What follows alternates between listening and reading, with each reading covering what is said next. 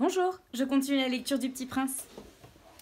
Le 5e jour, toujours grâce au mouton, ce secret de la vie du Petit Prince me fut révélé. Il me demanda avec brusquerie, sans préambule, comme le fruit d'un problème longuement médité en silence. Un mouton, s'il mange les arbustes, il mange aussi les fleurs? Un mouton mange tout ce qu'il rencontre. Même les fleurs qui ont des épines? Oui, même les fleurs qui ont des épines. Alors les épines, à quoi servent-elles? Je ne le savais pas. J'étais alors très occupée à essayer de dévisser un boulon trop serré de mon moteur. J'étais très soucieux car ma panne commençait de m'apparaître comme très grave et l'eau à boire qui s'épuisait me faisait craindre le pire.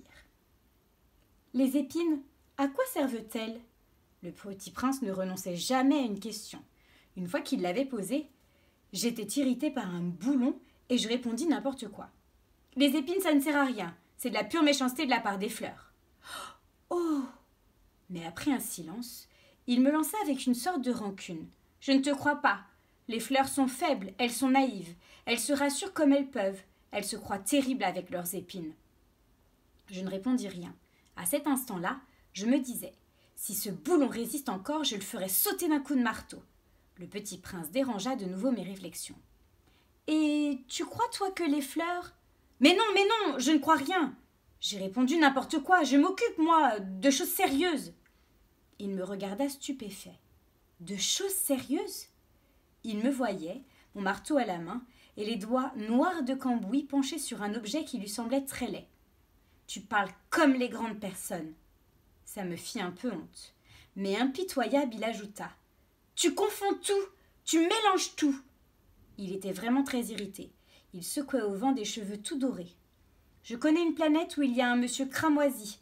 Il n'a jamais respiré une fleur, il n'a jamais regardé une étoile, il n'a jamais aimé personne, il n'a jamais rien fait d'autre que des additions, et toute la journée il répète comme toi. Je suis un homme sérieux, et ça le fait gonfler d'orgueil. Mais ce n'est pas un homme, c'est un champignon. Un quoi? Un champignon. Le petit prince était maintenant tout pâle de colère. Il y a des millions d'années que les fleurs fabriquent des épines. Il y a des millions d'années que les moutons mangent quand même les fleurs. Et ce n'est pas sérieux de chercher à comprendre pourquoi elles se donnent tant de mal pour se fabriquer des épines qui ne servent jamais à rien. Ce n'est pas important la guerre des moutons et des fleurs. Ce n'est pas plus sérieux et plus important que les additions d'un gros monsieur rouge. Et si je connais moi une fleur unique au monde qui n'existe nulle part sauf dans ma planète et qu'un petit mouton peut anéantir d'un seul coup, comme ça, un matin, sans se rendre compte de ce qu'il fait, ce n'est pas important ça. Il rougit puis reprit. Si quelqu'un aime une fleur qui n'existe qu'à un exemplaire dans les millions et des millions d'étoiles, ça suffit pour qu'il soit heureux quand il les regarde. Il se dit, ma fleur est là, quelque part. Mais si le mouton mange la fleur, c'est pour lui comme si brusquement toutes les étoiles s'éteignaient, et ce n'est pas important ça. Il ne put rien dire de plus. Il éclata brusquement en sanglots. La nuit était tombée. J'avais lâché mes outils, je me moquais bien de mon marteau, de mon boulon, de la soif et de la mort. Il y avait sur une étoile, une planète, la mienne, la terre, un petit prince à consoler. Je le pris dans les bras, je le berçais, je lui disais « La fleur que tu aimes n'est pas en danger. Je lui dessinerai une muselière à ton mouton.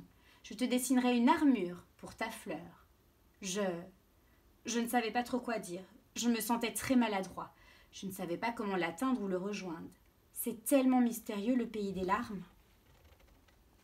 J'appris bien vite à mieux connaître cette fleur.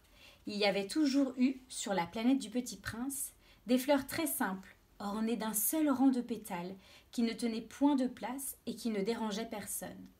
Elles apparaissaient un matin, dans l'herbe, et puis elles s'éteignaient le soir. Mais celle-là avait germé un jour, d'une graine apportée d'on ne sait d'où, et le Petit Prince avait surveillé de très près cette brindille qui ne ressemblait pas aux autres brindilles.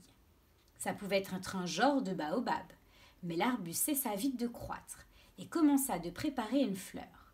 Le Petit Prince, qui assistait à l'installation d'un bouton énorme, sentait bien qu'il en sortirait une apparition miraculeuse, mais la fleur n'en finissait pas de se préparer à être belle, à l'abri de sa chambre verte.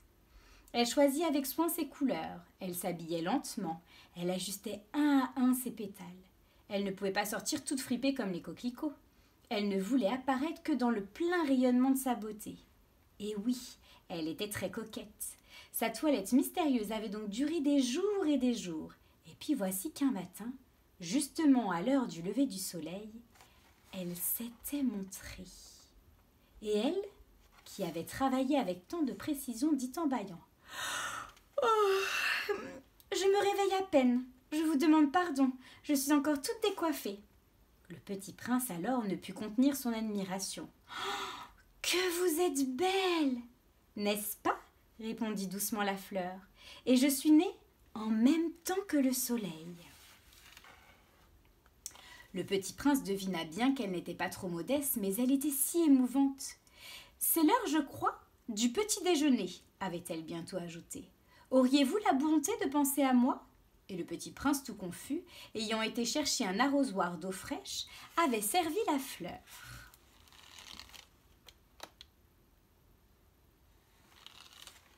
Ainsi, elle l'avait bien vite tourmentée par sa vanité un peu ombrageuse.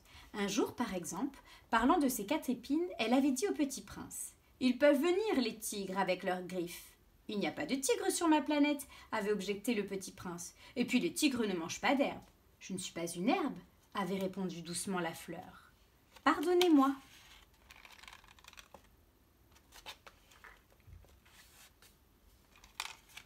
Je ne crains rien des tigres, mais j'ai l'horreur des courants d'air.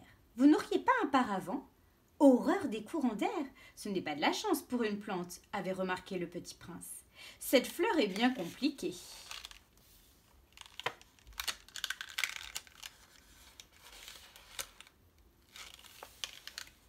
Le soir, vous me mettrez sous globe. Il fait très froid chez vous. C'est mal installé. Là d'où je viens, mais elle s'était interrompue. Elle était venue sous forme de graine. Elle n'avait rien pu connaître des autres mondes. Humiliée de s'être laissée surprendre à préparer un mensonge aussi naïf, elle avait toussé 2 ou 3 fois pour mettre le petit prince dans son tort. Ce paravent ? J'allais le chercher, mais vous me parliez. Alors elle avait forcé sa toux pour lui infliger quand même des remords.